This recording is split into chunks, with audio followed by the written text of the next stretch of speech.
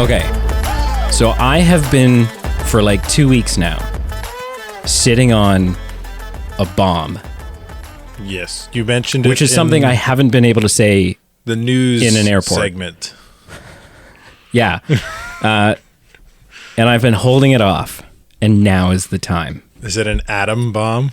It's a black atom bomb. All right, let's hear it. I saw this movie 2 days ago, Monday night, which was not when I was originally supposed to see it. I had Brienne and I, on October whatever it was, 11 days before the release, had tickets to a 11-day early screening. And guess who was going to be there for photos and meet and greet, along with the free food. So there was going to be food and then an early screening of Black Adam after hanging out with, meeting and greeting, and then sit and watching the film with Leonard Nimoy, Dwayne "The Rock" Johnson. Oh, damn, so close. So we were supposed to meet The Rock and then see an early screening of Black Adam. And it was right in the thick of when I had COVID. Yeah, I got screwed so bad. Yeah. You could have like slipped him a link to the podcast, got an interview. And yeah. So it sucks. You done screwed up. So either way, I wasn't going here with the Movie Men podcast. Yeah, either way, I wasn't going to tell you. And I was going to wait until, like, the plan was always to drop this bomb on you, but what the bomb was supposed to be was, I actually saw this movie 2 weeks ago, and you're going to be like, what? And then I was going to pull my phone out and show you a picture of The Rock and I. And that would have been so good, life-changing. So I'm very disappointed that didn't pan out. Like earth-shatteringly disappointed. That sucks. But hello and welcome. Yeah. As I've mentioned, we're the Movie Man Podcast. The B Team. The B Team. My name's Brady. I'm Carl. And this isn't your first new release, but it's your first new release review with the podcast. As an official it is your first as team. We're bringing you in as our intern. Not my first rodeo, but my first time riding the bull. Yeah. As your first one as the rodeo clown. Are we the clown? Is the team the clowns or the bulls or the? Well, rodeo? I don't know. Like, it's a weird analogy because technically speaking, you're like mine and Pete's employee. So I don't know. Like, we're not paying you. So I'm the clown. But like, you're the clown. I'm the clown. We're the guys clown. Selling tickets, and you're the So I saw this movie. I saw Black Adam. By the way, spoilers for Black Adam. Yeah. Obviously, if you haven't seen it. This is a spoiler review. We're not going to beat around the bush. We're just going to, flat out. If you're not new to this show, then that goes without saying. If you are, then why haven't you watched the earlier, or listened to the earlier episodes? Yeah. If you don't already know, Dwayne "The Rock" Johnson is bald. Spoilers. Yep. And many more spoilers to come. So I saw this movie 2 days ago. I literally just saw it. Just got out a few of it. hours ago, and I happened to be in town, and I was like, "Hey, instead of recording tomorrow through the interwebs, do you want to sit down and do it?" And I said, "Yeah." Do you want to do the do? And you're like, "Yeah, man, let's do it."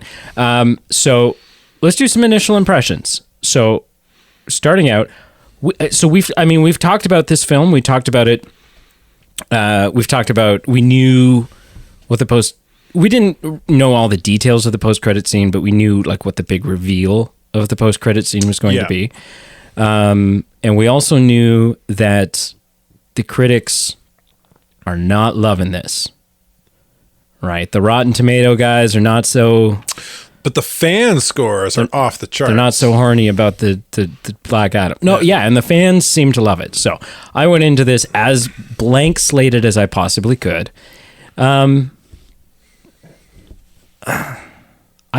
I still don't fully know. I'm hoping by the end of this podcast, once I have a chance to like talk it out a little bit more, I will have a better idea of what I think of this film.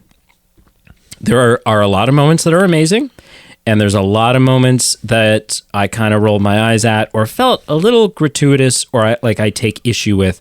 But all in all, I will say the last thing I'll say is as a part of my initial impression is I did have fun. Like whether it's a good movie or not, I walked out of the theater and I thought to myself, that was fun. Yeah. I would say my viewing experience, like, and this is fresh. I haven't really had time to process a lot of what I watched. Yeah. But yeah, like I enjoyed it. It was good. I think like just trying to process it now. Yeah. For the podcast in the moment, there are a few things that I was kind of nitpicky about. I think. Yep. It's a few things that fell flat, but overall, it was a fun film, and I really enjoyed it. It is fun. Yeah. So let's get into cast and characters and stuff like that. Mm-hmm. So obviously, Dwayne "The Rock" Johnson is Black Adam. Yep. I mean, first of all, how can you go wrong with The Rock? I mean, they got the guy to play the flippin' tooth fairy, and that was entertaining.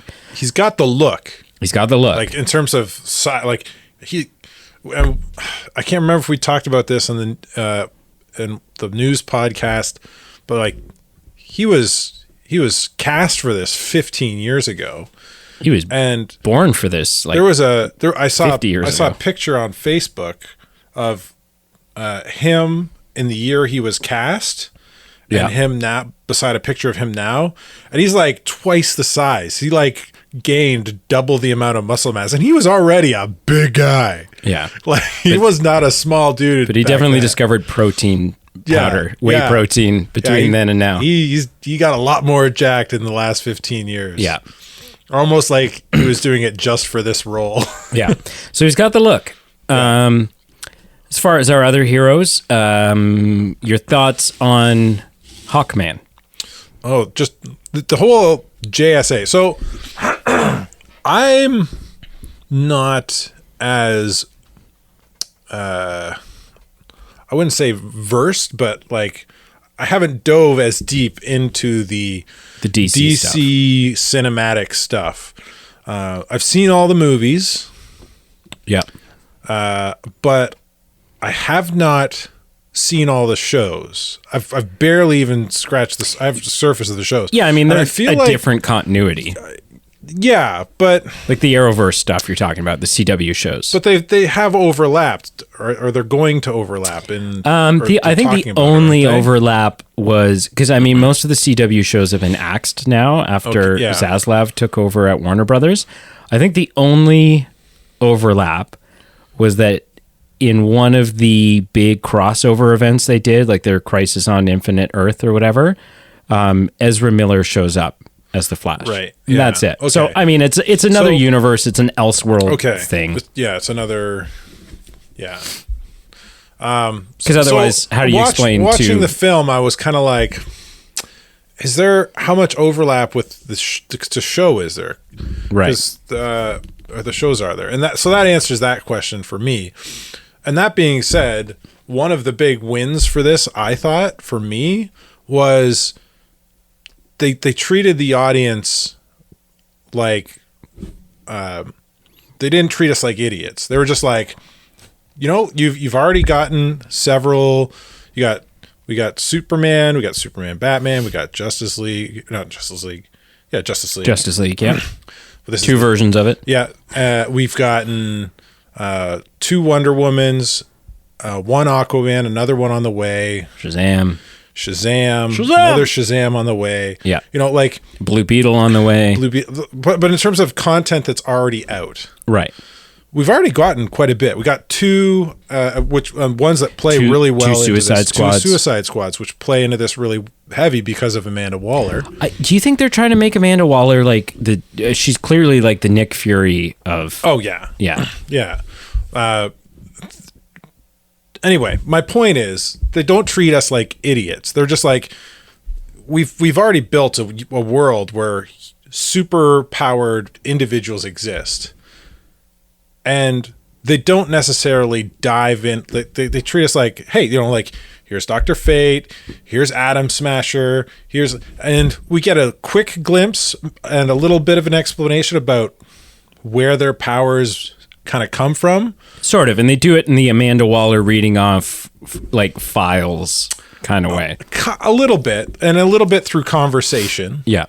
But like, your initial exposition. But there's no, like, there's no origin story for each one of these characters. And and something I talked about in our news podcast was, I thought, maybe they missed the mark. They should have done it like the Marvel Cinematic Universe, all these characters have their, but then I believe I did say that, like these side characters, they don't need it. Just introduce them. Yeah. Treat the audience like they're intelligent people, and that's what they did, and I loved it for that. Yeah.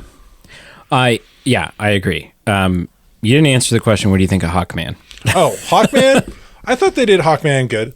Yeah. Well, Hawkman's had a few different sort of he's got several origin iterations. Stories and iterations. Again, because we don't go into that origin story, we don't really know. That's great. That's fine. Like he's just got power. He's got the Hawkman powers. He can fly. He's strong. He's got his. I wrote it down. It allows them to do whatever they want. His nth metal. He's got his nth metal, which is in all of his stuff. Yeah. Which is super strong alien metal. So yeah, it's really cool and it's awesome. Yeah. It allows them to do pretty much whatever they want with the character, which is kind of with a couple of like cardinal sins, is something that I've always believed in. Because here's the thing, if people get bent out of shape because like, oh, the movie's not exactly like the comics, and it's like, well, because this is a new iteration, this is a cinematic iteration, and B, the comics do this all the time and nobody gets bent out of shape. If they release a Captain America comic tomorrow and they decide to do sort of like a different origin for him and put a fun spin on it and change the character up, people go, oh, okay, it's a different Captain America in the comics. That's not true. No, that's not true at all. Comic fans, you might be an exception here, but I know I fall into this vein. Most comic fans, like, if Batman didn't become Batman by his parents dying, but because his aunt and uncle that's a cardinal died, sin. That's what I'm saying. Like that's what I'm talking. Like origin stories, like for the most part, especially for core characters, sort of the A class heroes that we know and love. Yeah, you can't mess with them too much. No, but I mean, Superman in the 90s. I can't remember the what caused it, but essentially he became two split individuals, a red Superman and a blue Superman, and they gave him electric powers instead of his normal power set. And it's like, yeah, people were like up in arms about it in terms of the fandom. But Superman's powers, see, what matters about Superman is like where he's from, what happened to his home planet, and because it's Superman, the fact that he's a man. Aside from that, like, it does not, people will get up in arms, but Clark Kent not working at the Daily Planet is not, it's a part of his character, but it's not integral to the Superman character, right? It isn't integral to the character, but which it's means so you can change it. But it's so ingrained in the canon of who he is. Yeah, but that's boring. It's just telling the same story over and over and over and over and over. But you're saying that by that logic, him being a reporter is the story, and that's not the story of Superman. No, that's just part his job. Of every story of Superman. His job is switch it up. His job is not that important. Shouldn't be that important to whatever the story is, right? And it shouldn't be. Which means there's no reason to change it. But if they do see, but that's a double-edged sword. Mm-hmm. It's not important to the story. I was about to say the same thing to you. Which is why it's toxic that if they do change it, to quote Heath Ledger as the Joker, everybody loses their minds. And it's like, okay, it does not matter, right?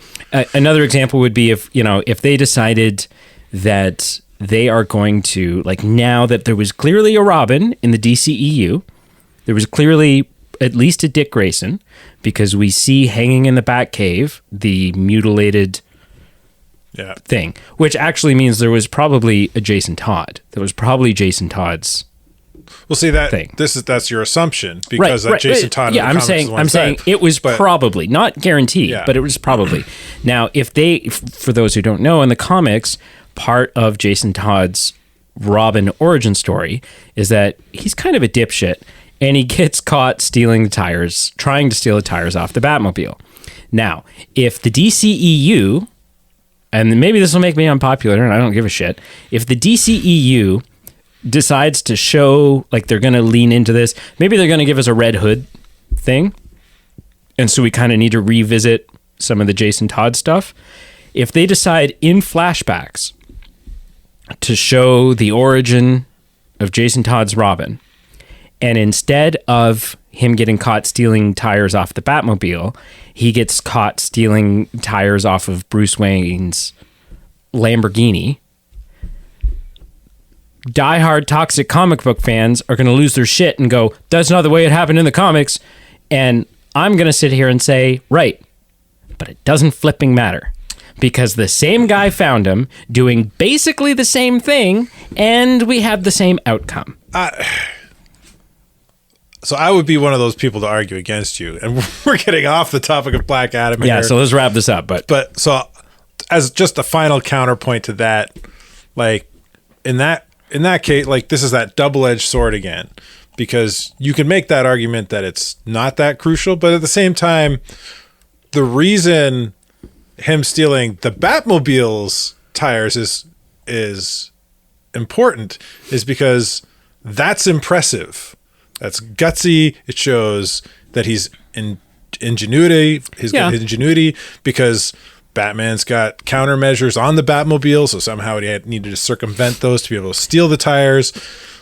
Some teenager stealing tires off of a random car is not as impressive. Well, Lamborghini or Ferrari, but listen, but you get my point. Like, I think Bruce Wayne, I think slash Batman isn't going to be as impressed with somebody stealing tires off his civilian car as he is off of the Batmobile. I think, and we'll loop back to this at the end of our review of Black Adam, but I think something that we do as fans is that we see that they're going to make X change,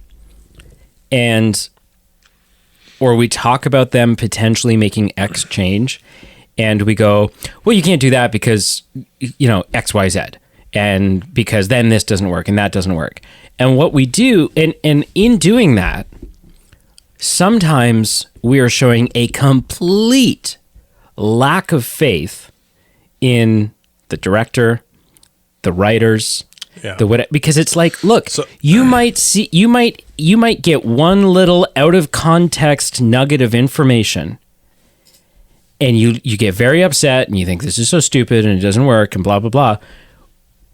But the truth is, until you see the film, you don't know what it is they're going to do with this story. You don't know how they're going to use that. You don't know, like, and we will talk about it at the end when we talk about the post-credit scene, because a big argument of yours last week on the Movie News show was that it didn't make a lot of sense narratively to have Superman show up in the post-credit scene.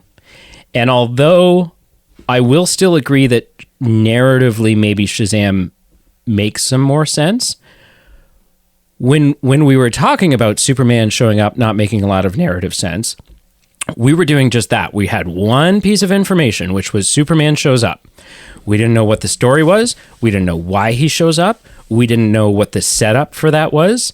And so without the context, without knowing what they're doing from a story standpoint, where they're going to take it, we were like, that doesn't make a lot of narrative sense. I was like, it still makes business sense and it's the right move, but it doesn't make all the narrative sense in the world. Whereas I think the post, like what they did with Amanda Waller and all this stuff in this movie turned me around a little bit. I think still Shazam narratively makes more sense, but Superman, if this is the path they're going in, does make a hell of a lot of sense with the story they're telling. Yeah.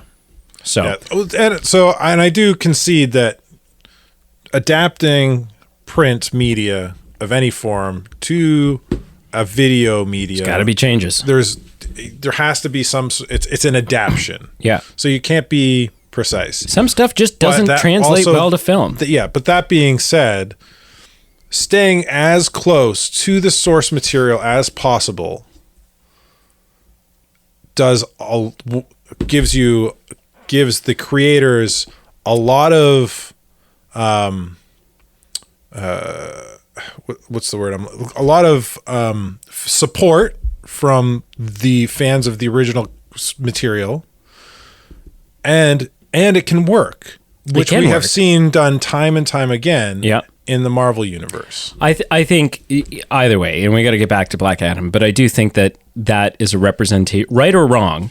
I do think that's a representation that fans are a little narrow-minded, a little closed-minded, because if I'm a creator, if I'm a writer, if I'm a director, and I know that there is one version and one version alone of this character that is going to be accepted, what a creative shackle. What a set of handcuffs that we are so close-minded that we're like, no, that's stupid. You should never, that was never, blah, blah, blah. Yeah. And that's not what Wayne Manor looks like. No, but it's a bitchin' Wayne Manor. So what do you do? Like, shut up and enjoy it. We're going to have to agree to disagree, I think. And that's fine. And that is fine. So getting back to Black Adam, what about the others? So we've got Atom Smasher, we've got Cyclone. Who I'm unfamiliar with. So either this is a newer character to the DC, or she's such a kind of a small character in the comics. Yeah. And like, the closest thing in my mind that I know of, that I've seen in DC is Red Tornado. Yes. And he's a robot. Relatively similar power set, but also very different from a character standpoint.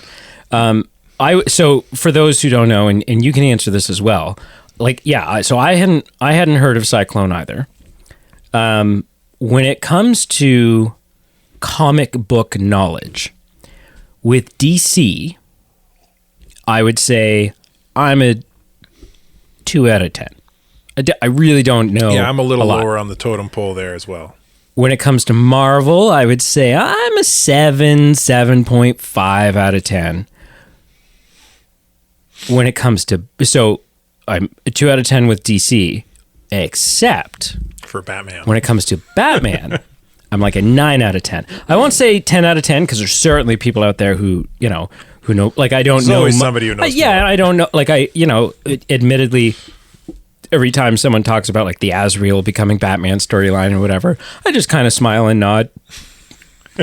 Yeah. I haven't watched, will not apologize, but do at some point want to get around to it. I've never watched Batman Beyond. I just haven't. Really? I just haven't. Oh, man. I'm excited. Like, Will Friedle plays Terry McGinnis, and I'm a big Will Friedle fan. So, like, I will definitely get around to it. It's good. Especially how they close that whole series out. Yeah. Yeah. Like, this series came out when I was like a teenager, and I was like into girls. And Batman Beyond was not I wasn't sure what was going to get me to girls, but I was pretty damn sure it wasn't Batman Beyond. Yeah. So she felt like if either she's a creation for the film, which is really cool. Yeah. Or she is like a really small part character in the comics, which feels like what they did with what's that girl from Deadpool? Very similar. I'm very horrible with names. Yeah, very similar power set again. This happen a lot. I guess unless I have it written down. The one she's just not a similar power set. She's like different. Lucky. I'm just like super lucky. That's not who I'm talking about. The X-Men girl that shows up with Colossus. Oh, Negasonic Warhead. Negasonic Warhead. Yeah. Teenage Warhead. That's who it felt, because she's when as far as I understand it, she's a pretty new created character in the comics when that film came out. That's the great thing about X-Men. It's like, we need a character. Well, okay, let me open up the file. We appear to have 7,000 of them. Yeah. Which one would you like? Yeah. So everyone's a mutant. Either way, really cool. I thought she was a great part.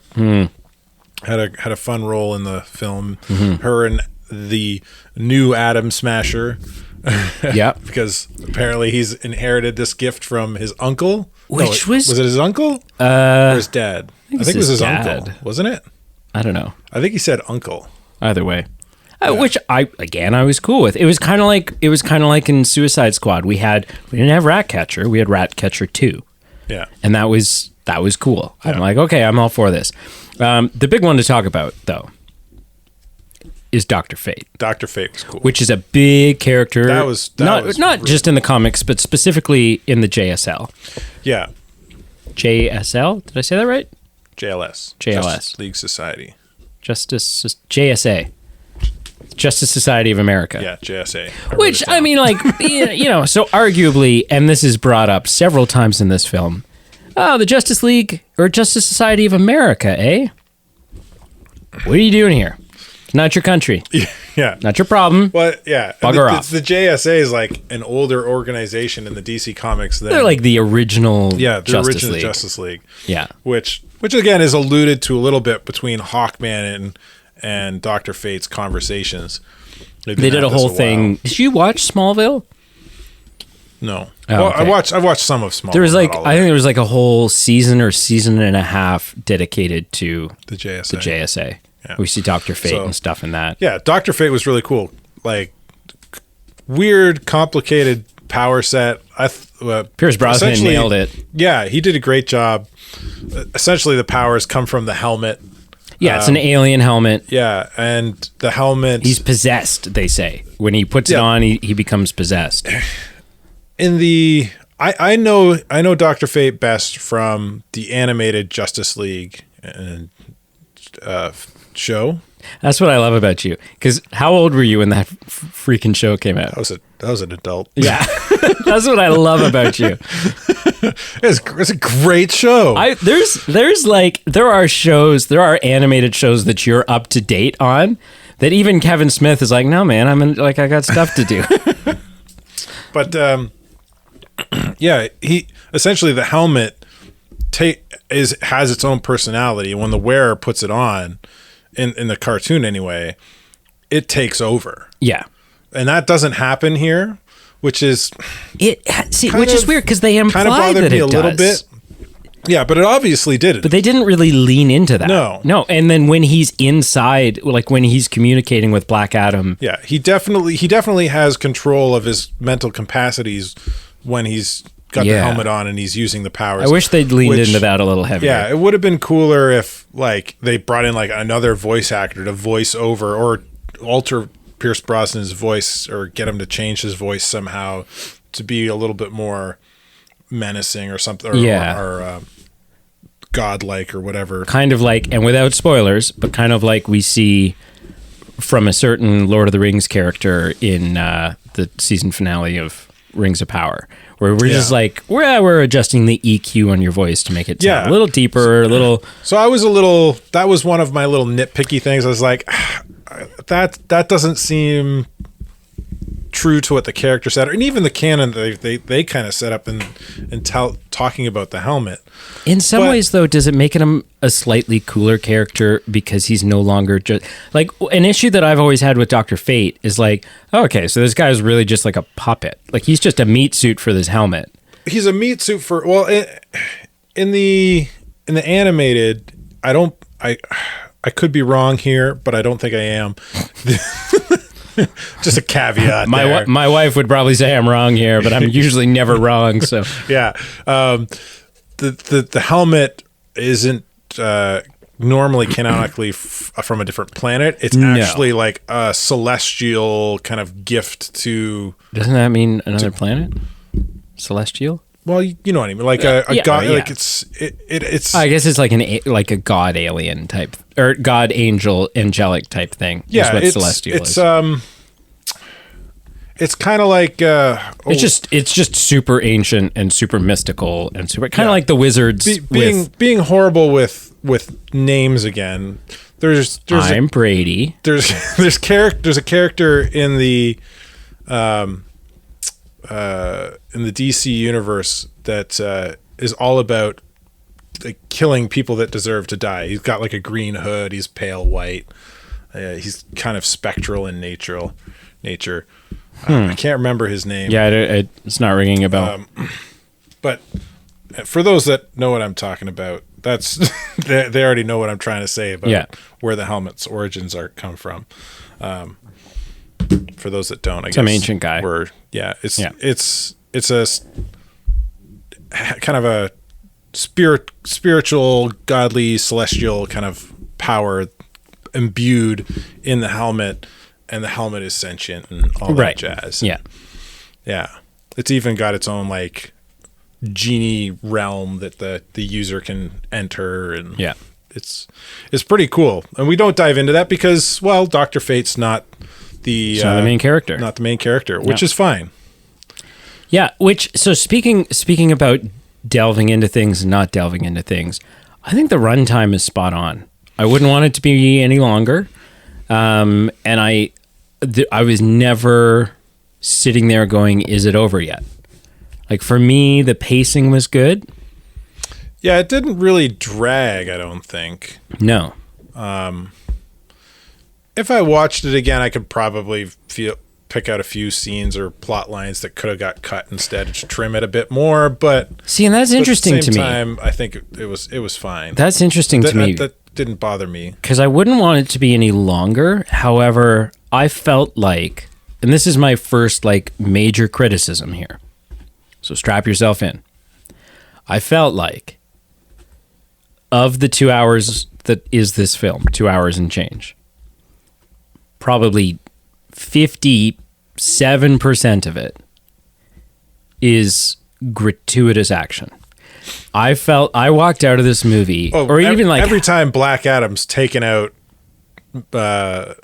mercenaries. But I just felt like sometimes the amount of like, like we would finish a crazy action scene. I mean, the action scenes are fun, and I think for the most part the visual effects are on point, so it wasn't like ugly and annoying to look at. But every time an action scene would end, and like 5 minutes later, it would be obvious that we were starting another action scene. And I feel like at times it was at the expense of a little bit more character development, going a little bit deeper with some of these characters. We get it a bit when we find out that Black Adam is not who everyone thinks he is, right? Everyone thinks that he's actually his son. Which, now that you bring that up, like, wait, we'll get to that. Hang on, because that's going to be a whole thing. We'll talk about that next. But so we get some character development there, right? But I just we don't really get any character development with the mother. We really don't get like the character that the mother is at the beginning of this movie is basically the same character that she is at the end. She doesn't change or grow. The boy doesn't change or grow. The boy gains a little bit of courage, but he's already shown to be pretty brave and ballsy to begin with. But he doesn't really overcome any adversities. No. He doesn't right any of his own wrongs. No. Dr. Fate, he's heroic. He makes a big sacrifice, but he doesn't have a aha moment. Same with Atom Smasher and Cyclone. Hawkman certainly sees a lot of. He's one of the characters that he has some growth. He definitely has a definitive arc, and certainly Black Adam does. Just in the I'm going to chill out a little. Well, more that I'm not going to kill. He has a role to play. He wasn't given this power by his son. For no reason. I'm going to listen to the nagging voice. Excuse me. That was gross. I'm going to listen to the nagging voice that is telling me to save people. But that's it. There's really, as far as, because we've gotten some comic book movies you walk out from and you're like, wow, not only was that fun, not only was it beautiful to look at, not only was it action-packed and exciting, but that was deep. There's some rich, like existential questions asked and like some really There's some profound good stuff development. That was missing in this film for me. Yeah, it was just a little shallow in that end. Yeah, this was fight scene pornography is what this is. This might be like that 15-year gap, and I think we might have alluded to this a little bit in our news conversations. Yeah, it does feel dated a little bit. Instead of feeling like a film that from a substance standpoint is made for young adults and adults, it felt like it was weird. It felt like a movie that was made for kids, but way too violent. It was a movie made for kids, but they forgot to not put blood and arms being ripped off. And in terms of the violence, though, there was quite a bit, and it was pretty gratuitous. I was surprised they got the rating they got with the amount of... One of the things I really appreciated, though, was they show a lot, but at the same time, they leave a lot up to the imagination. In that, when Black Adam first goes to town on the mercenaries, we get that cool slow-mo scene, kind of that Quicksilver-esque thing from X-Men, the X-Men movies, where he's moving normal pace and everyone else is slow-mo and he's doing all kinds of cool stuff. That was cool. It was very cool. We never get that again, which is awesome. We just see the destruction. So like when he's tearing up the mercenaries in the apartment building, saving the kid, it just happens. And we see it from like the kid's point of view. And they've already set up what it is that Black Adam is experiencing when this happens, so we don't need to see it again. So it was really cool. It's just like he's just killing these guys. We just see electricity and explosions of dust, and it's just like, okay, these guys are getting torn apart and evaporated by lightning. Yeah. The bike chase scene speaking felt of a little long. Torn apart and evaporated by lightning, the first time that happens in that like prison tomb thing, I was literally in the back of my head, like I couldn't control it. It just popped into my head. I heard James Earl Jones saying, "I said no disintegration." It's like, yes. So two things that felt tacky to me, didn't make any sense, and sort of plummeted this film into that 15 years ago Rise of the Silver Surfer kind of era. One was the bikes. I'm like, there's no, like this. That's pretty advanced technology. Yeah, I'm like, wait, so this is like set in the same universe, space and time. Yeah, I'm like, this is set in the same universe as like Wonder Woman and stuff. We've never seen technology like this. Why is Batman not using something? Yeah, like where did this come from? This makes what Batman has look outdated and lame. Yeah. Like, what is happening? So that I was like, that doesn't make any sense. And the other, probably the only moment in this film that I really rolled my eyes and I was like, ugh, this is so stupid, is when we cut to the wide shot of Black Adam throwing that guy like 400 feet in the air. And he goes, "Wah!" Oh, when Dr. Fate's like, bring him back, I'll tear open his mind and get the information we need. No, I think it's earlier on, like when he first wakes up and he's in that tomb or whatever, and he just like throws a guy straight up through the hole in the ceiling. And we cut out like 3 kilometers away and you just see him like fly way up and you can hear him like, and I was just like, wow, talk about early 2000s comedy shticky stuff, like Fantastic Four style. In the same vein, garbage. I think him always breaking through walls instead of using the obvious door that's 2 feet over. It was funny the first time. Yeah, that like when he busted through the door at the kid's wall and like he's just walking. That made sense. That was really cool. And pushing the couch. Yeah. That was really cool. It's like, it's not even slowing him down. That was cool. But then he does it like, there's the window right there and he busts through the wall. There's Dr. a door Fate right is there like, and he busts through the wall. I guess they didn't have doors in your time. It's like, yes, they did. Yeah. That's how we entered rooms. That shtick got old. Old so fast. It got old. Yeah. Our villain, Ishmael, who becomes rather demonic. Becomes Sabak. Which is that a comic book? Is that something you're familiar with? I am like DC. I'm gonna Google it real quick here. It must be. It's got to be. There's no way they made the main villain someone who's not in the comics. Looks like he is. Yeah. Yep. Yeah, it's got to be. I thought he was cool. Yeah. But also, like, no. So, okay. He was cool visually. Yeah, he was created in 1943, so. Wow. Yeah, he's been around for a while. But he's demonically progressive for the 40s. They did some crazy stuff in comics in the 40s. We were still bloodletting back then. He didn't have any, like, so he was cool to look at. Visually, he was fine. He had a cool set of powers and was fun in a fight. But aside from I'm the heir to the king, I don't know. They did a real poor job at, like, setting him up, like, really giving us an understanding of what's compelling him to be like that. Like, it basically boiled just down to I'm a power hungry dick. Yeah. And I want to be the king. Yeah. And, like, there was no hardship that he went through in his past. There was no emotional connection for us to have. Yeah. Well, it felt like also the way he kind of starts and tries to explain it to the kid at one point. Yeah. It feels like maybe he didn't understand completely what he was about to do, because he wanted to make his kingdom free and rule it with an iron fist. Yeah. Okay. You're doing a little bit more than that, taking on this power.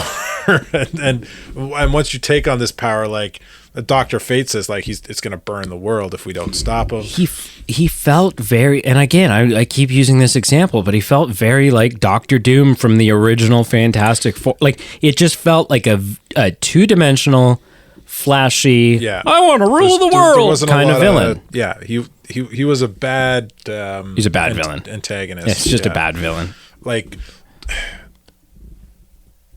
I think this was maybe the writers felt like stuck between a rock and a hard place here, because normally Black Adam is an antagonist. Yeah. He's very much like a Doctor Doom in the comics, or like Namor in the comic. He is a villain like 80-90% of the time. Yeah. But the other 10, 15, 20% of the time, he just wants to protect his country. Yep. And he doesn't care. He's going to do that however he sees fit.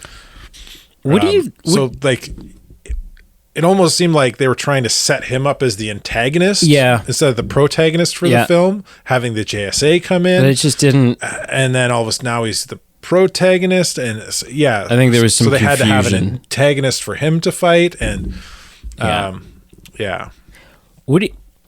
This may seem like a weird question, but what do you think of, like, the color palette and the color grading of these DC films? When it starts out and we're like back in, is it Kuwait? Is that the name of the country? Yeah.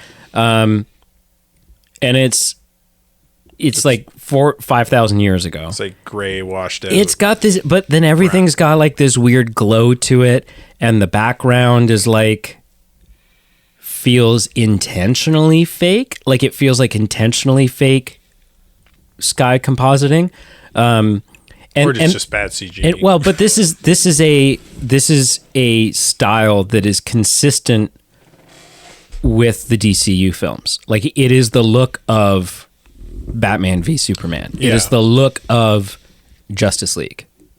It is the look of Aquaman. Yeah, a lot of times the colors are a little washed out. Aquaman was a little more vibrant. It's a little more vibrant, and this film gets there. Like, at some point, I feel like the color, they just sort of like fade to a nicer color tone. Yeah, but I don't know.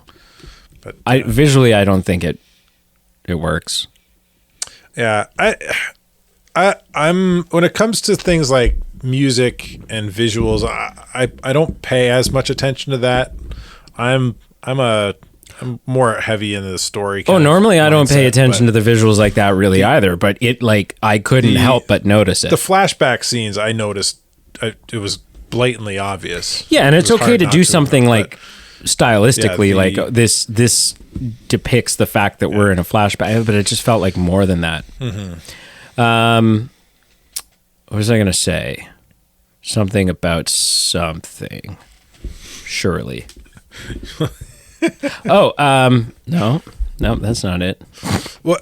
How did you feel about the Electrium storyline? I don't even know if this is a real thing in the comics. For me, it felt like cool, they were ripping off a vibranium feel. Yeah, like because that's where the bikes got their powers and some of the weapons. Vibranium or adamantium. Yeah. I mean, sort of cool, but then also, like, I feel like you set up something really cool and then just didn't do anything with it. Yeah. You didn't take it anywhere. You're like, this is what the helmet's made out of. Or the crown. Okay, cool. Well, not just the crown specifically, but then they use it in the bikes have the abilities that they do because of it. Yeah. The weapon that hurts him right at the very beginning hurts him because it's made out of it. It's but it did. Kind of it had that like rock. Wakanda vibranium. Yeah. We have this. It's a resource only found in this country, and that advances technology immensely, and nobody knows about it. And this is the only country with it. Yeah. And unlike the Wakanda, how they've used it to hide themselves away and protect themselves, this country's been essentially raped and pillaged for its resource which is this mineral. Yeah. So what I was going to ask, what I remember now is, I think one of the things that feels really messy about the DCEU right now is, like, obviously they're trying to connect a lot of things together with Amanda Waller. Yeah. And I just don't know if it's working for me. Like, when Waller popped up on the screen, I was like, here we go. And she's the one putting together the team to... Yeah, and it's the same shtick every time, and it's like, why is this okay, well, so this is happened, I thought she was putting together a Suicide Squad. Oh, she's like, I've got Task Force X, and I'm like, oh, okay, shit, we're gonna see like Deadshot or something. Yeah. No, just a whole, like... The JSA. She's pulling the JSA strings? Yeah. So, that... Yeah. I don't know. The whole Amanda Waller thing. Amanda Waller within a Suicide Squad movie is fantastic because she's ruthless and she's brutal and she's intimidating. And did I say ruthless? And but when you start pulling her out into some of this other stuff, like, I don't know. Like the end of, and it seems incoherent. Like the post-credit scene from Batman v Superman shows Bruce meeting with Amanda Waller in like a diner or a cafe, whatever, because something's coming and it's not good.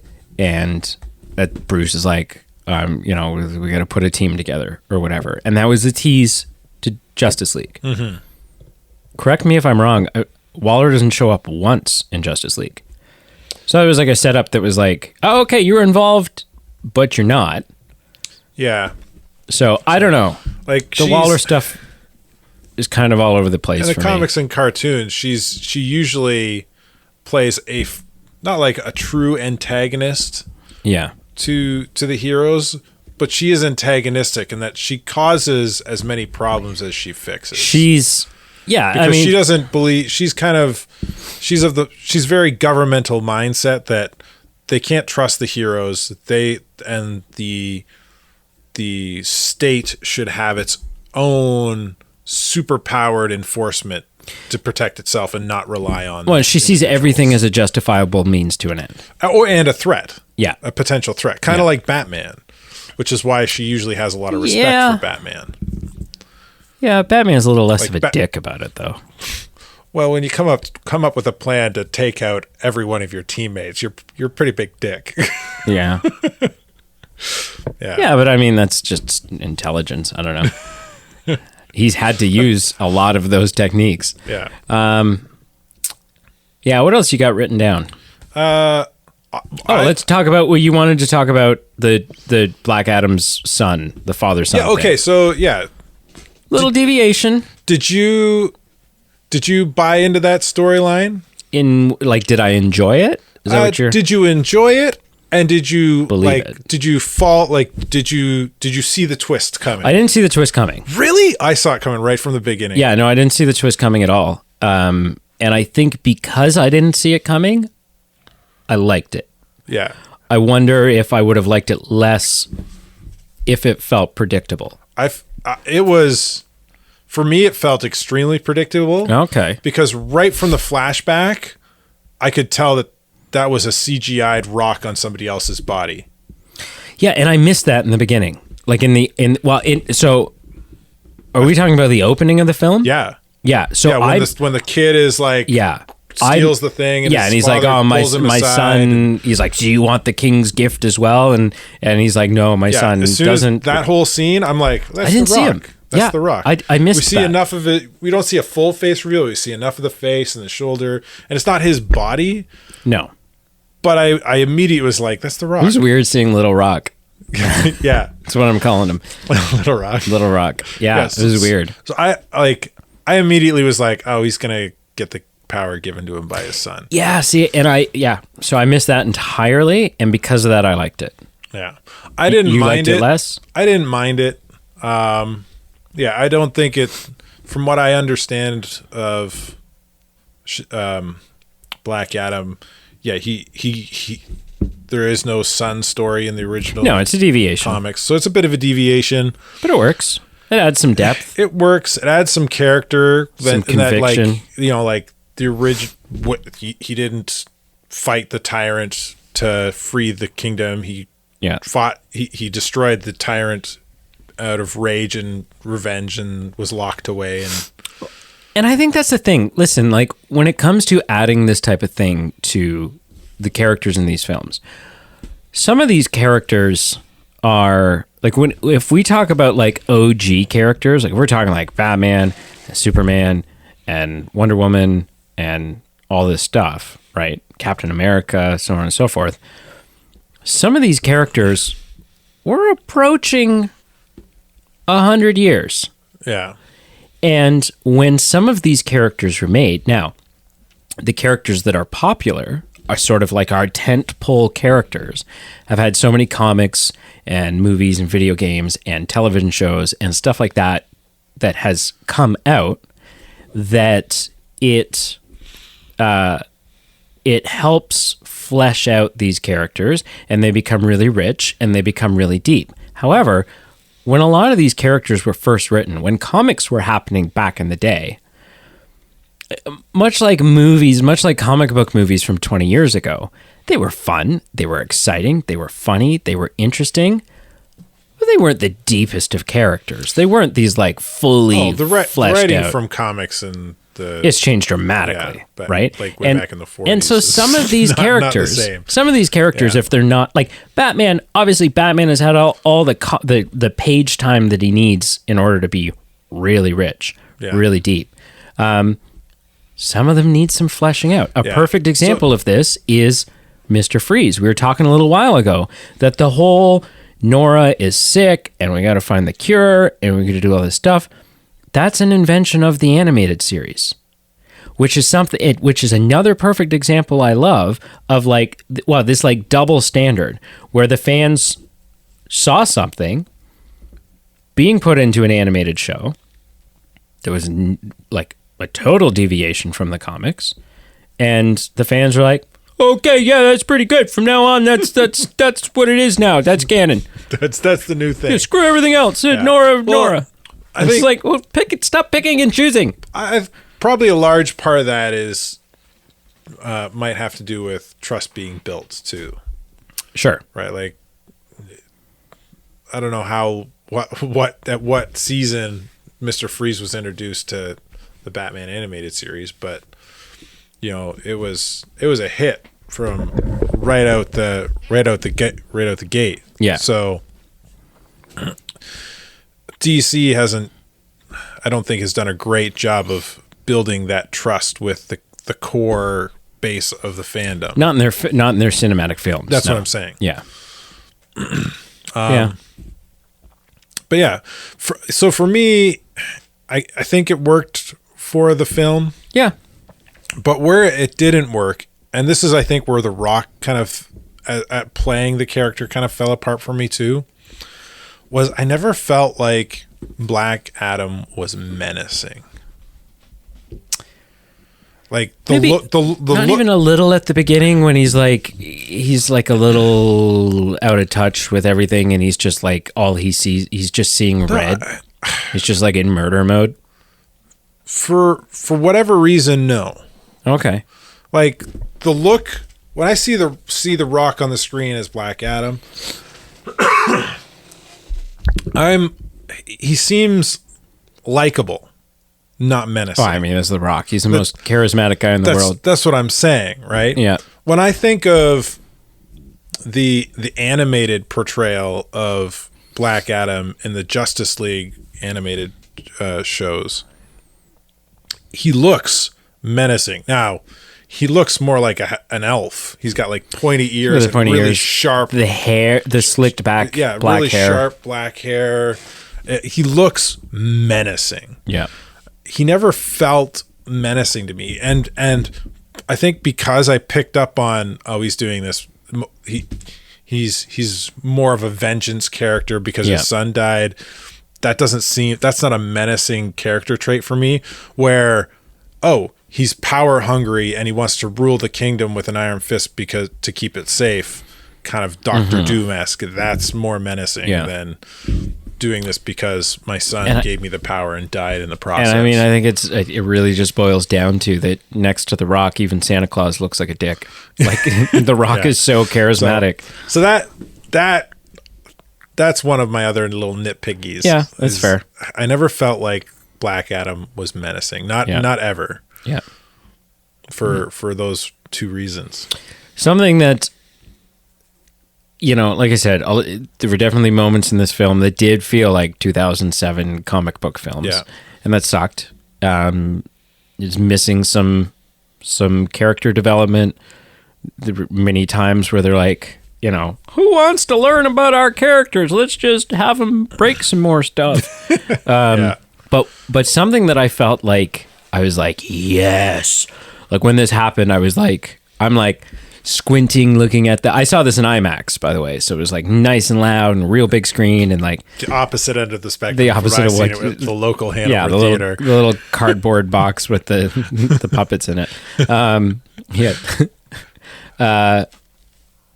It's a moment when I was like leaning forward and like studying the screen. And I think I know what you're. And they don't give anything away. They were like very tight-lipped about it. And I hope that it's not just like, well, let's not really give any detail because we don't plan on doing anything with this. I hope they plan on doing something with this. But when Black Adam is locked up, submerged underwater, there's a lot of other tanks. Pods. All varying sizes. There's some that are really big. There's some that are normal who is in exactly? That was a note I had. It's like, who are these people? Yeah. But they're all like redded out, so you can't see anybody. And so that to me that felt like, ooh, this is something Marvel would do. Yeah. This is like a tease. This is a tease. This is something Marvel that gets would me actually excited. show you characters though that they're planning on using. I think. Or they'd give you at least a little bit more of a hint, like kind of like in No Way Home, where we're getting silhouettes in the clouds of like there's Scorpion, there's Rhino, there's So, but yeah, that was a moment where I was like, I was like, really I had like a set up binoculars, and I'm like, I stood up scanning the screen. I sat up in my seat and leaned forward and looked. But there's closer. nothing. You can't make anything out. But which is a shame. But I hope I hope that's not because they're like, oh, let's not do anything with this. I hope they do something with it. But yeah, what else you got in your book of notes there, girl? Little notebook. What do I got? Did you were sitting in the movie theater like scribbling down in a notebook? Well, my notes are just like one-word notes. No, that's fine. I appreciate that, and I appreciate it for two reasons. One is because it's dedication, and two, because anyone who saw this thinks you're an idiot, and I like that. That's good. I mostly just wrote names down so that I would remember the names of certain things, right? And then scribbled some notes when the film was over. One of the things I liked the way they portrayed Dr. Fate's magic. Mm-hmm. That sort of that like yellowy, transparent, kind of a force fieldy type thing. We've seen a lot of magic in superhero movies recently because of Doctor Strange. So seeing something a little bit different take on superhero magic was pretty cool. I was a little disappointed they didn't use the Ankh It is represented on his chest, and his super suit. Where's my super suit? Yeah, but they don't. Yeah, and this is not an important nitpick. It doesn't take away from the character, right? But like in the comics or in the animated series, I mean, that I'm very familiar with. Yeah. Anytime he uses the magic, it's usually in the form of an Ankh. When he creates a force barrier, it's a big Ankh that is kind of invisible that people can't get through. And yeah. So I thought that would have been cool for him to kind of create magical Ankhs and use them at some point or another to kind of like bring down and lock people up. But that, I thought the way they did it was also really cool. So, talking about Dr. Fate, 2-part question for you. Did you, for a character that we were just introduced to and got so little time with, did you feel his sacrifice? Like, did you emotionally feel him dying? And B, are you surprised / supportive of their decision to kill him, or do you think, wow, that was like you've basically just decided that Dr. Fate is not going to be a part of the DCEU, apparently? So answering the second question, you could have killed off Atom Smasher and Cyclone, and that would have been sad, and we would have been like, it's okay, doesn't matter. So the fact that Dr. Fate is dead doesn't bother me. Does this seem surprising though? This is like a no. Because a lot of potential with this character. Technically, the character is Dr. Fate is not dead. No, the helmet lives on. Pierce Brosnan's character, what was his name? Kent, something like that. Kent is dead, but Dr. Fate is not, because the Dr. Fate, like I was saying earlier, is the helmet. I hope they don't combine. The helmet will choose another person to be its host, and will essentially possess them after Hawkman. If they go with kind of the canonical use of who Dr. Fate is, after Hawkman doing a little bit of Dr. Fate magic at the end there, I hope they don't become. I thought he was going to become Dr. Fate. I really for hope a second. I was like, oh man, what? Yeah, don't combine that. Well, not combine, but like. No, but they would be essentially, if he became Dr. Fate, they would be combining his character. Yeah, there's an iteration of Hawkman where he's just a normal human being that's gotten or either found or created wings. Which is clearly, with the beating that he takes from Black Adam, this is clearly not what this is. Not necessarily the case, yeah. But if that was, then, he ceased to be Hawkman and now he's Dr. Fate and somebody else can take kind of like the Hawkman Falcon Captain America thing. Yeah. But so I don't, in terms of it being a stupid thing to kill off this character, no, because Dr. Fate can still come back in the movie. Who do you want to play Dr. Fate other than you'd be like, oh well, we'll just get someone else to play him, and someone on set must have been like, get Leonard Nimoy, but Pierce Brosnan. I don't know why I said Leonard Nimoy because I said it earlier. Yeah, what other James Bond are you gonna have? Sean Connery? Well, he's been dead for like 6 years, so that would be very impressive. Dr. Fate can do many things. Yeah. As far as to sacrifice having weight, not really. I felt like that was that happening was kind of telegraphed. Yeah. Like he keeps seeing Hawkman dying. But yeah, so I feel like, well, not even foreshadowed. I felt like they telegraphed it. Right. Like flat out told you. Yeah. It's like, I feel like, okay, he's not going to let Hawkman die. He's going to take his place. So there was that. And also, like we talked about earlier, the character development was a little weak, and therefore I didn't care as much about the characters.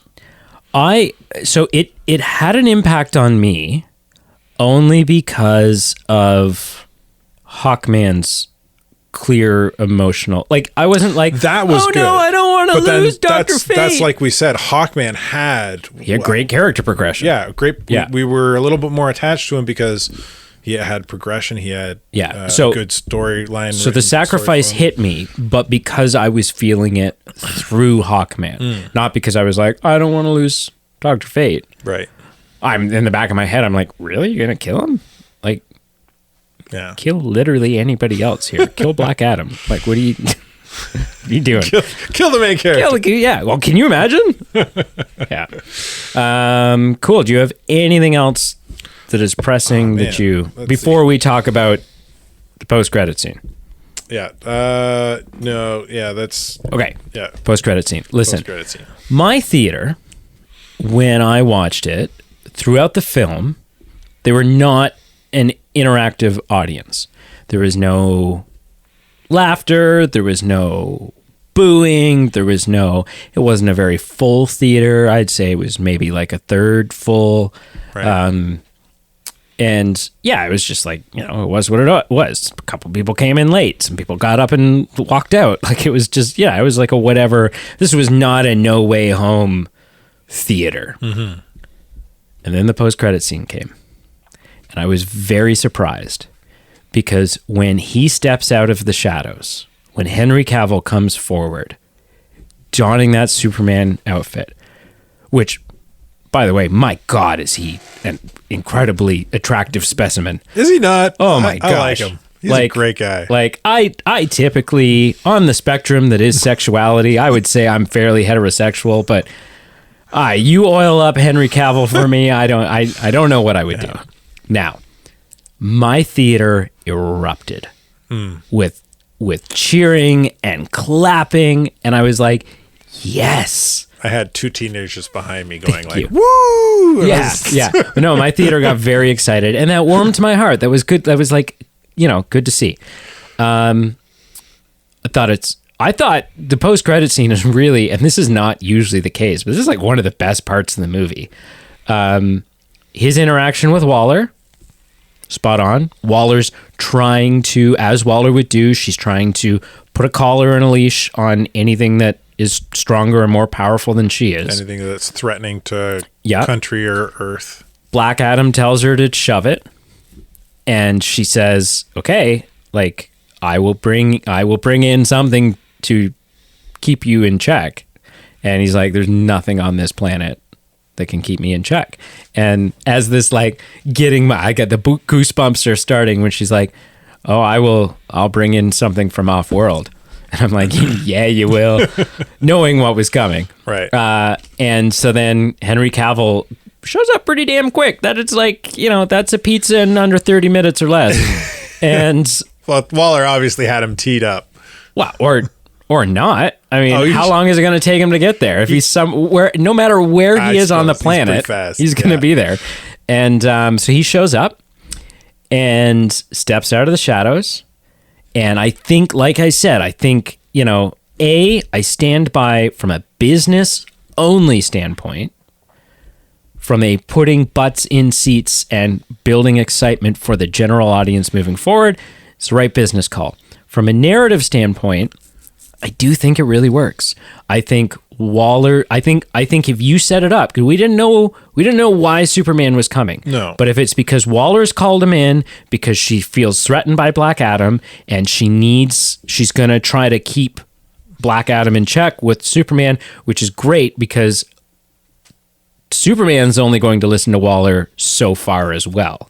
Yeah. Right? Superman ain't no one's bitch. And so, I don't know. I think it worked. I was very excited about it. My God, does he look good?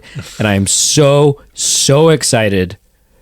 And I'm not even, in the Batman versus Superman thing, like Emily Mader, who's on the show all the time, is a big Superman supporter. And I've built a character around hating on Superman.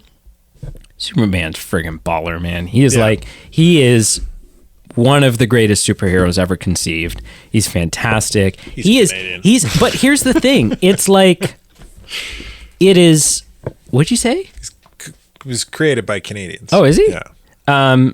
He is at least one Canadian. He is our go-to. He is so iconic that one could easily say, yeah, but Superman's powers are pretty boring. They're like your generic superhero powers. Like, he's super strong, he can fly, he's got laser vision, blah, blah, blah. Like, this is just, he's got like a pretty basic set of powers. But that all comes... You only think he's got a basic set of powers because Superman has informed our understanding of superheroes. He is the base model for that understanding. Yes. That's where that understanding comes from. He's so damn iconic. Yeah. So talk to me about the post-credit scene. I was so jazzed. I enjoyed it. Yeah. Even knowing what was coming, it was worked. Still flipping good. Henry Cavill, awesome. Suit, awesome. The scene worked. Yeah. Big pecs. I'll agree with you. It worked great. The interaction between Superman and him and Black Adam, as short as it was, just Superman being like, short. We should have a talk. Which I love, because it's such a subtle way of saying, you don't want beef with me. Yeah. Anyway, I have beefs with this as well. All right. Waller says she's going to call in a favor. Okay. What the hell does she have over Superman? Oh, who knows? Like, what? How does Superman owe her a favor? It's a figure of speech. No, it's not. We're talking about Amanda Waller. She has something on Superman. Yeah, that's fair. What is it? She probably knows he's Clark. Like, that would be easy for her to. I would not put that past. I guess. Which means actually she's blackmailing him. Yeah, but so. Which is about the only way that you could control Superman. That bothers me a little bit. Because he's not going to kill you to get rid of you so that you're not a problem. And he really doesn't want everyone knowing he's Clark Kent. Yeah. So that works. The other thing is, she mustn't know about Shazam. Probably not. Maybe not. Because, and it seems like nobody else really understood, like, it sounds like everybody throughout this film, everybody seems to understand Black Adam and where his powers come from. Right. The wizards. Which was another kind of bullshit stretch. Like, everyone knows about the wizards and stuff. But if that's the case, how do they not know about Shazam and in this world of other side heroes? Of the world. And how does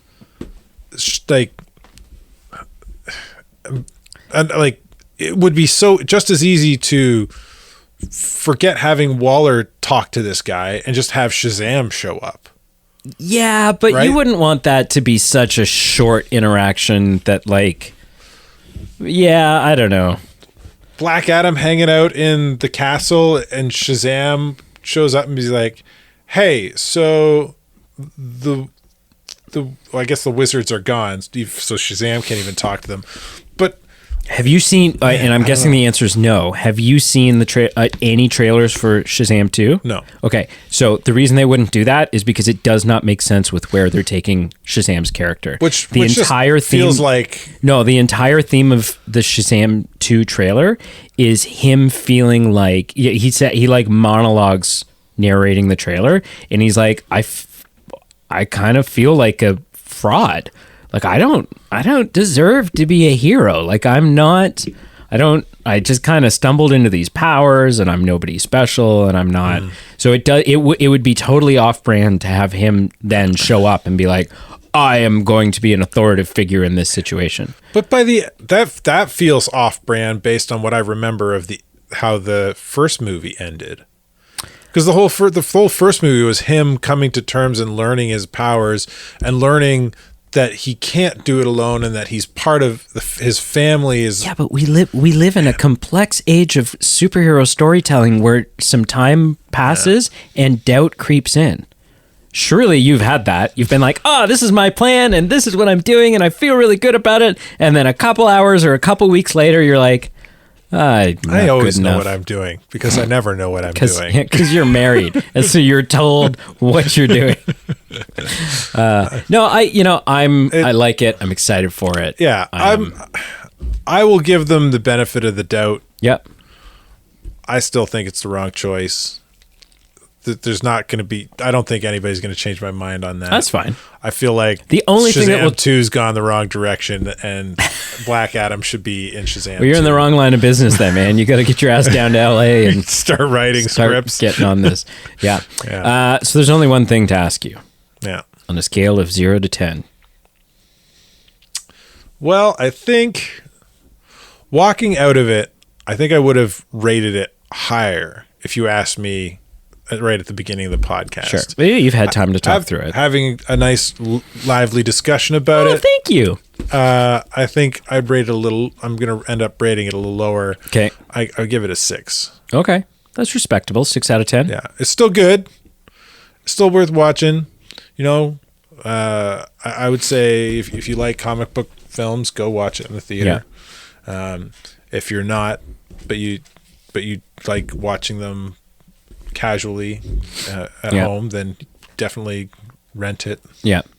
Or wait for it to hit a streaming service. Yeah. Cool. Yeah. How about you?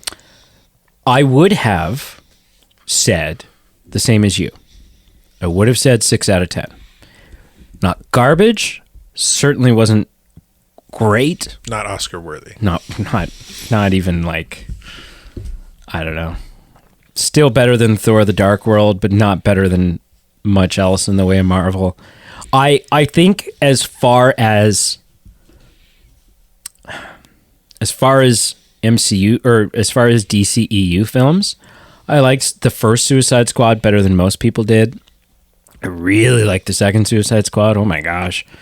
Man of Steel, I think, is one of the most underrated comic book films of all time. It gets a lot of hate. I think it's a really good movie. Batman v Superman is better with a director's cut. Still not amazing. Justice League, the theatrical edition. Snyder cut. Oh, baby. That makes me so sad. Not mad. There's fans out there are mad. And I think, again, mad fans over something like this is toxic as shit. But I'm sad that we won't see Snyder's vision for where he was taking this. Wonder Woman, the first Wonder Woman, amazing film. Yeah. Wonder Woman 84, what the hell happened? Yeah, I watched that. I just watched that this past weekend with Emily, and it was a little off. It felt off brand from after the first one. Yeah, I think the word that I would use is bad, but so Shazam, pretty great movie. It was a lot of fun. Aquaman, I think Aquaman was probably a really good film. He's a character I don't care about. I think he's cool as when he's like part of a lineup. When he's part of the Justice League, it was pretty cool. I'm not interested. I don't need to see him do his own thing. You and I are going to end up reviewing Aquaman 2. I'll do it because I gotta, if it ever comes out. Hopefully yeah. Of that list, I would definitely place Black Adam above Wonder Woman 84. And I would probably place it above Aquaman only because I would place it above Aquaman in a list of movies that I'm likely to want to sit down and watch. Again, just because I don't care about Aquaman. I do think Aquaman's probably a better film from like a character development and storytelling standpoint, so on and so forth. But so I would give it a 6. But that flipping post-credit scene, man, bumps it up to a 6.9. I can't give it a 7. Yeah, I can't give it a 7. But I can get it as close as I can. 0.9 bump. Yeah, because of one less than a minute scene. Yeah, absolutely. So listen, that is our spoiler review of Black Adam. Listen, so this is the way that new releases are going to kind of work for a while. There are some films that our friend Peter is quite interested in, and he will go see them. Avatar 2 being one of them. We're going to go see them. We're going to sit down. We're going to watch them. We're going to review them. It's going to be the way that it always was. There's going to be some films like MCU, like some big tentpole Ant-Man and the Wasp, Quantumania type films. Pete's going to be so lost when he'll be so lost. You won't understand. He'll be like, what the hell is a Disney Plus? But me, Pete, and Carl will sit down and we'll review those because, it's the AB team. It's the abs. Something that neither Carl or I have, but that's fine. And then there will be have some. one. Yeah, I got one. It's bulging. Then there'll be some films like this, like pretty much anything. There's a collection of films that are going to be probably just Carl and I, because they're just not films that Pete are interested in. But I feel like are important films for us to cover. So obviously this was one of them. The sequel to Into the Spider-Verse, what is it, Across the Spider-Verse? The animated. The Miles Morales one, that'll be one of them. That'll be a fun movie. Pretty much any of the Sony Spider-Man universe stuff. So like Kraven the Hunter, when Kraven the Hunter comes out, that'll be something Carl and I jump on. Yeah, Pete's like, I don't know. The hell's Kraven? Yeah, where's my Tobey Maguire? Isn't that restaurant in Hanover? Yeah, I don't see Tobey Maguire. So like having gone back, Carl and I would have done stuff like Venom 2 together. We would have done Morbius together. So those are the types of films. Probably a lot of the DC stuff. Some of the Marvel stuff, if it's something that Pete just can't get around to watching or really just doesn't give a shit about. And then, like I said, Carl and I are covering a lot of we're going to cover the Star Wars shows, the Marvel shows. There is, if you do like, so Pete and I just wrapped up our Rings of Power review, and it's not guaranteed yet, but on the whiteboard of things that are coming up in the podcast, there is a reasonable chance that Pete and I are going to take on the National Treasure series that is coming out. Ooh. Yeah, so that will be interesting. That's going to be a thing. Yeah. Which I'm hoping, I said to Pete earlier, I'm really hoping, like, I think that show deserves to stand on its own and be its own thing. But knowing that it takes place in the continuity of the films, I really hope this first season of this show is just one big setup to a season finale cameo by Nick Cage and the ultimate setup for this is what we're doing with the third movie. Like, I hope it's just like, I hope it comes out and then the next morning it's all the major trades are running with like, oh, we have our title for National Treasure 3. Have you seen Uncharted yet? The Tom Holland one? Yeah. Yes. Yeah. I did not like it. No. Oh. Yeah, I didn't really like it. And Alan Ungar, who is the director that Pete and I have got an upcoming episode with, I'm sure you've seen this. He directed a 20-minute fan film of Uncharted in like 2018, starring Nathan Fillion. Oh, really? You gotta check this out. It is the superior Uncharted film. Send me a link. Yeah, I will. Yeah, it's so good. It's so freaking good. Fillion. Nathan Fillion playing Drake. Yeah, he was like years ago when there were only like one or either after the first game or the second game that people were touting him to be. And I haven't played the games because I've never been a PlayStation person. I've played almost all of them. Yeah, but I still just like from just like a simple like action adventure. The Tom Holland one didn't do it for me. No, I enjoyed it. There were a few things in it that were kind of like I think they messed up on. But like the casting of Sully, I thought was way wrong. That was Mark Wahlberg's character. Yeah. Yeah. I just want Nick Cage, and I want to find out what's on that page in the President's Secret Book. That's all I need in my life. That's all I want for Christmas. Yeah. You don't care about any other treasure? No. Thank you for listening. Check out our links below, our Facebook, Instagram, Twitter, Patreon, merch. We got Christmas merch coming. Speaking of Christmas, we got the reindeer undies. Straight up, we've got stockings coming. Like, they're not undies, but okay. Well, you cut holes in them properly. What was I just watching? What was I just watching? Where there was a joke in it. A Christmas thing? No. What was I just... Because I don't want to like say it to you as if it's some brilliant thing that... I was watching it today. There was a guard. There's a guy. He's locked up.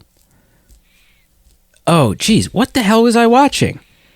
Was it a movie or a show? Oh, it's from Bandit. It's from Bandit because Pete and I are watching this Bandit for the interview, right? Did you hear the joke? Or did you hear about the guy that had 5 penises? No. His pants fit him like a glove. It's so good. It's so good.